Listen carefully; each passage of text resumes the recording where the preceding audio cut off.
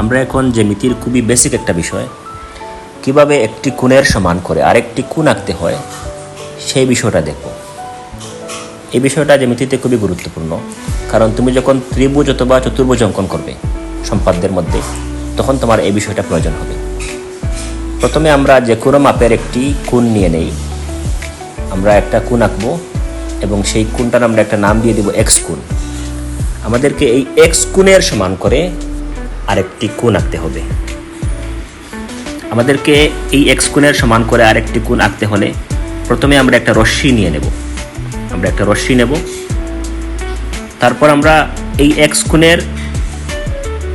কোণে যে কোনো ব্যাসার্ধ নিয়ে আমরা একটা বৃত্তচাপ দেব। যে কোনো ব্যাসার্ধ নিয়ে, এটা ছোটো হতে পারে, বড় হতে পারে, কোনো সমস্যা নেই। তুমি যে কোনো ব্যাসার্ধ নিয়ে একটা বৃত্তচাপ দেবে এবং এই বৃত্তচাপের সমান করে নতুন কোণেও আরেকটি বৃত্তচাপ দেবে। তারপরে তুমি এই বৃত্তচাপের ব্যাসার্ধ কতটুকু, অর্থাৎ এক বাহু থেকে আরেকটি বাহু কতটুকু দূরে সেটা দেখে নেবে।